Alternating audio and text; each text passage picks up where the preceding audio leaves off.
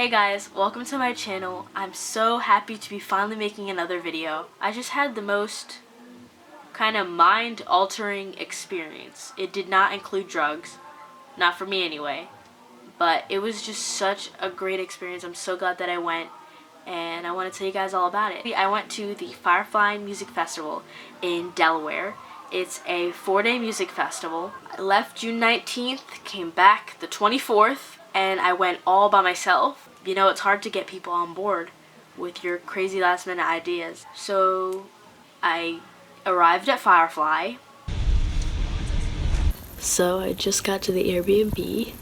It's 12 o'clock right now. I'm gonna heat up some lasagna that I bought at 7-Eleven and then get ready for tomorrow, the first day at Firefly. I had to get an Airbnb because I decided to volunteer and work in exchange for my ticket, because without working in exchange for my ticket, I would not have been able to afford going to Firefly all of those days. I went to Firefly, the festival. It was actually a camping ground, and I went to the camping ground and I was looking around asking people where fan staff was, and I was supposed to be at the mall, which is about, I don't know, a 20-minute walk, 30-minute walk. So I found this guy to go golf cart me all the way to this bus stop. And I took the bus to the mall, get to the booth, get my ticket, and then I realized that I need a ride back. So I met this group of guys. They were waiting for the rest of their group. So we went to the mall. I went and looked for a hammock. Me and another guy wanted to get a hammock. So we were just looking for hammocks, hanging out in the mall. It was so cool. Like, just be hanging out with these strangers. Like, it was so bizarre, and I don't think I would have been able to meet as many people as I did if I didn't go by myself. They gave me a ride back, hung out with them for a little bit, helped them bring their stuff to their camp, and I was just kind of tired, and I wanted to set up my tent. And then I was looking around trying to find a spot, and I noticed another tent that was a one-person tent, and I decided to park mine next to it. And I get a little closer and I see there's somebody in it. It's just really cool to have a neighbor that was kind of going through the same thing you were. We got to talk to each other about our experience and, you know, what it was like being alone and whatever. And we both thought that if we were to go again, we definitely would go with another person. But it was definitely a worthwhile experience to do it the way we did it. And that was really cool because I was feeling a little lonely at times. But anyway, going back. The first night, I was supposed to meet up with a few people that I met off Facebook, but one of them canceled. The other people just didn't. They stopped responding. So it was just one guy that I knew 100% was going, and I went to a DJ because each camping site had a DJ, and I ended up bumping into the guy that I met on Facebook.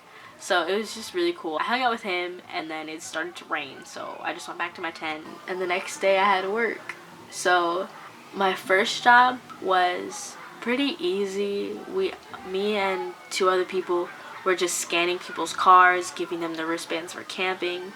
Really chill. Then I saw Panic at the Disco.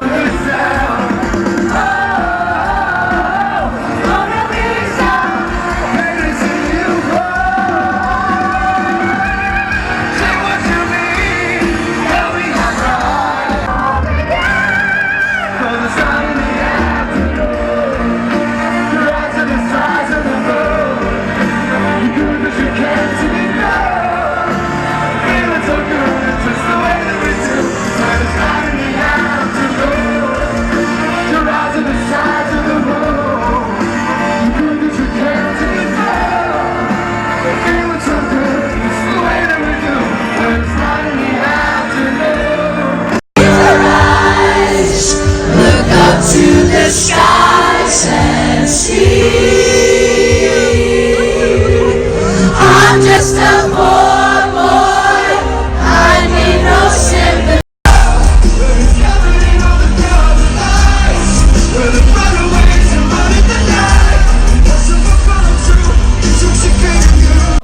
I never really listened to Panic at the Disco, but some of my friends used to listen to them a lot, so I just knew almost all of the songs. I knew the words to.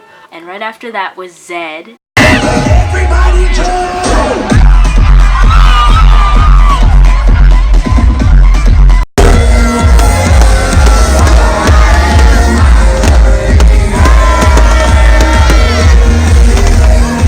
was like 1 or 2 in the morning, went back to my tent, passed out, and then I had to wake up the next day for my shift. So I basically stood there for 8 hours watching people scan their bracelets. It wasn't hard, just very boring. But I did get to see Hippocampus on my half-hour break, so that was really cool. And then after work, I just hung out at the festival, got a feel for the grounds, so that then on Sunday, which was my day off, I could go to all the shows that I wanted to, go to all the tents that I wanted to, and just own the place. And then I just kind of hung out. I saw Alice in Wonderland. I don't think I've ever seen a female DJ, and that was really inspiring to me. I think that was really cool. And I also listened to Trippie Redd, so she did a song with him, so I was waiting for that song to come on, so that was really cool. For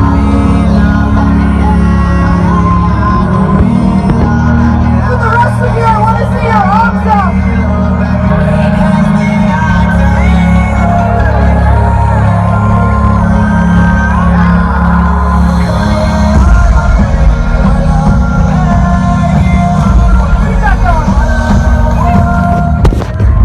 I saw Brockhampton, which I saw them at Gov Ball, but I didn't really know who they were. They're just such a fun, high energy band that even if you don't know the words, you have a great time anyway.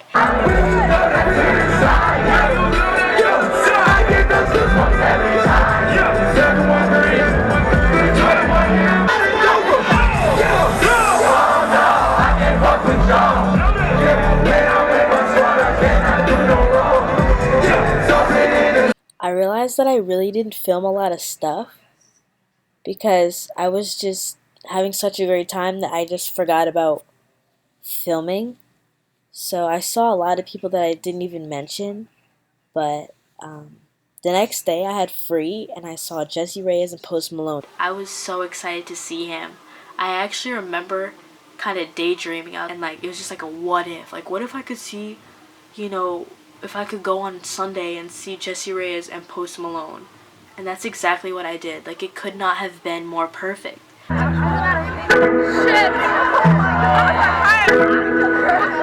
home, baby. I can never blame you. No one ever taught you how to love. No one ever taught you how to stand when it's uphill.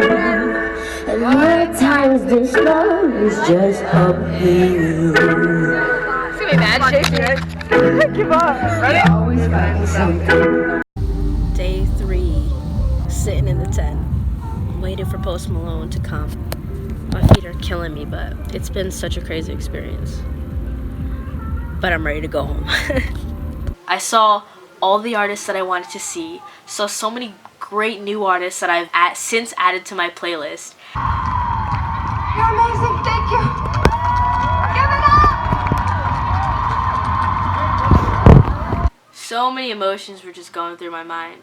And I think if you want to go do something, you should do it. Because if I hadn't gone, that lineup would never have been the same. And it worked out so beautifully. One thing I'm going to complain about is camping. It was humid, disgusting, and the floor was hard. But I would go back and do it a million times. I was listening to Bishop Briggs, and I was this close to bawling my eyes out because she was talking about, I guess, like depression and anxiety. And there was these 2 guys behind me. Like, you just never would have think the words would come out of their mouth. But one of the guys was like, yeah, this is really cool because, I suffer from social anxiety too, and da-da-da-da. And the fact that he was just so open about it, like, I was so close to crying. Like, I, feel myself, tearing up a little bit too now because I'm so shy. The fact that I did this, I hope that this can inspire somebody else. I hope that somebody who is also dealing with social anxiety, being shy, maybe you're introverted or whatever, I hope you can see this. You can't let anything stop you from doing what you want to do. If you know that you want to do something, you have to try.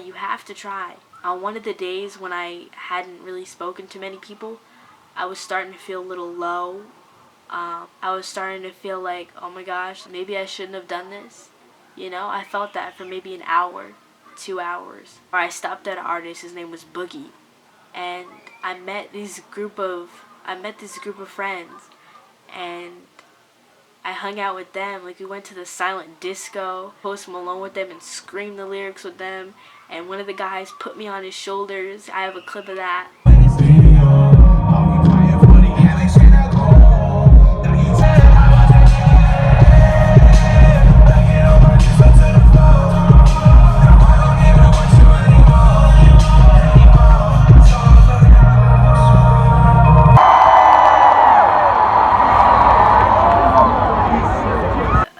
It was just so beautiful, and even though I was alone, I didn't feel alone. I was just screaming my head off, dancing my butt off.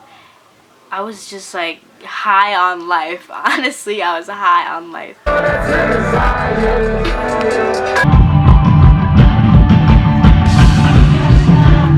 Extra battery. Okay, I don't think I dropped anything.